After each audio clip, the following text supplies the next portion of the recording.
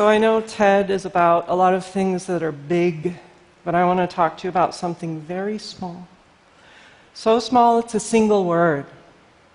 The word is misfit.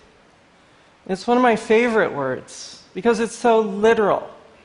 I mean, it's a person who sort of missed fitting in, or a person who fits in badly, or this, a person who is poorly adapted to new situations and environments. I'm a card-carrying misfit, and I'm here for the other misfits in the room, because I'm never the only one. I'm going to tell you a misfit story. Somewhere in my early 30s, the dream of becoming a writer came right to my doorstep. Actually, it came to my mailbox in the form of a letter that said I'd won a giant literary prize for a short story I'd written. The short story was about my life as a competitive swimmer, and about my crappy home life, and a little bit about how grief and loss can make you insane. The prize was a trip to New York City to meet big-time editors and agents and other authors. So it was the wannabe writer's dream, right? You know what I did the day the letter came to my house? Because I'm me, I put the letter on my kitchen table, I poured myself a giant glass of vodka with ice and lime, and I sat there in my underwear for an entire day, just staring at the letter. I was thinking about all the ways I'd already screwed my life up. Who the hell was I to go to New York City and pretend to be a writer? Who was I? I'll tell you. I was a misfit, like legions of other children.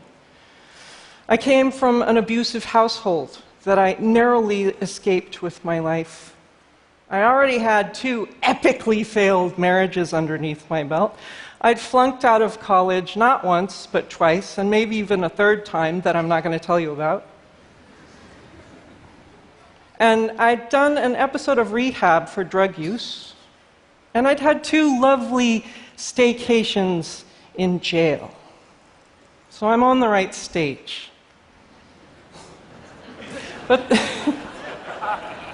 But the real reason I think I was a misfit is that my daughter died the day she was born, and I hadn't figured out how to live with that story yet.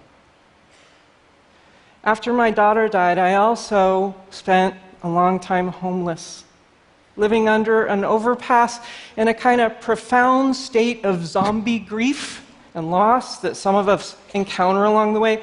Maybe all of us, if you live long enough. You know, homeless people are some of our most heroic misfits because they start out as us.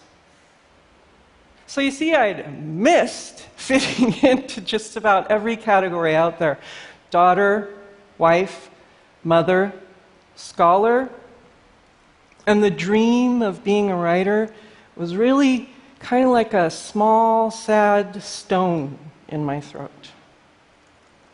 It was pretty much in spite of myself that I got on that plane and flew to New York City, where the writers are. Fellow misfits, I can almost see your heads glowing. I can pick you out of a room. At first, you would have loved it. You got to choose the 3 famous writers you wanted to meet, and these guys went and found them for you. You got set up at the Gramercy Park Hotel, where you got to drink scotch late in the night with cool, smart, swank people. And you got to pretend you were cool and smart and swank, too. And you got to meet a bunch of editors and authors and agents at very, very fancy lunches and dinners. Ask me how fancy. How fancy? I'm making a confession. I stole 3 linen napkins from 3 different restaurants, and I shoved a menu down my pants. I just wanted some keepsakes so that when I got home, I could believe it had really happened to me, you know? The 3 writers I wanted to meet were Carol Maso, Lynn Tillman, and Peggy Phelan. These were not famous best-selling authors, but to me, they were women writer titans. Carol Maso wrote the book that later became my art Bible. Lynn Tillman gave me permission to believe that there was a chance my stories could be part of the world. And Peggy Phelan reminded me that maybe my brains could be more important than my boobs. They weren't mainstream women writers, but they were cutting a path through the mainstream with their body stories. I like to think kind of the way water cut the Grand Canyon. It nearly killed me with joy to hang out with these three over 50-year-old women writers. And the reason it nearly killed me with joy is that I'd never known a joy like that. I'd never been in a room like that. My mother never went to college, and my creative career to that point was a sort of small, sad, stillborn thing. So kind of in those first nights in New York, I wanted to die there. I was just like, kill me now. I'm good. This is beautiful. Some of you in the room will understand what happened next. First, they took me to the offices of Farrar, Straus, and Giroux. Farrar, Straus, and Giroux was like my mega dream press. I mean, T.S. Eliot and Flannery O'Connor were published there. The main editor guy sat me down and talked to me for a long time, trying to convince me I had a book in me about my life as a swimmer. You know, like a memoir. The whole time he was talking to me, I sat there smiling and nodding like a numb idiot, with my arms crossed over my chest, while nothing came out of my throat. So in the end, he patted me on the shoulder like a swim coach might, and he wished me luck, and he gave me some free books, and he showed me out the door. Next, they took me to the offices of W.W. Norton, where I was pretty sure I'd be escorted from the building just for wearing Doc Martens. But that didn't happen. Being at the Norton offices felt like reaching up into the night sky and touching the moon while the stars stitched your name across the cosmos. I mean, that's how big a deal it was to me. You get it? Their lead editor, Carol Hook Smith, leaned over right in my face with these beady, bright, fierce eyes and said, "Well, send me something then, immediately." See, now most people, especially TED people, would have run to the mailbox, right? It took me over a decade to even imagine putting something in an envelope and licking a stamp. On the last night, I gave a big reading at the National Poetry Club. And at the end of the reading, Catherine Kitty of Kitty, Hoyt and Picard Literary Agency walked straight up to me and shook my hand and offered me representation, like on the spot. I stood there and I kind of went deaf. Has this ever happened to you? And I almost started crying because all the people in the room were dressed so beautifully. And all that came out of my mouth was, "I don't know. I have to think about it." And she said, "Okay then," and walked away. All those open hands out to me, that small, sad stone in my throat. You see, I'm trying to tell you something about people like me. Misfit people, we don't always know how to hope or say yes or choose the big thing, even when it's right in front of us. It's a shame we carry. It's a shame of wanting something good. It's a shame of feeling something good. It's a shame of not really believing we deserve to be in the room with the people we admire. If I could, I'd go back and I'd coach myself. I'd be exactly like those over 50-year-old women who helped me. I'd teach myself how to want things, how to stand up, how to ask for them. I'd say, you belong in the room too. The radiance falls on all of us, and we are nothing without each other.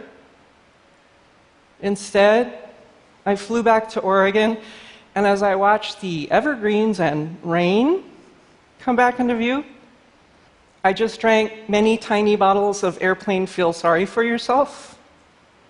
I thought about how if I was a writer, I was some kind of misfit writer.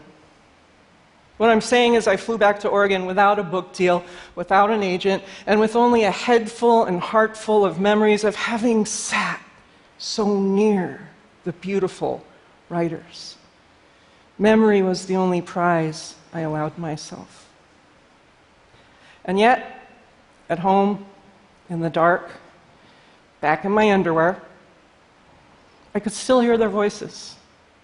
They said, "Don't listen to anyone who tries to get you to shut up or change your story." They said, "Give voice to the story only you know how to tell." They said, "Sometimes telling the story is the thing that saves your life."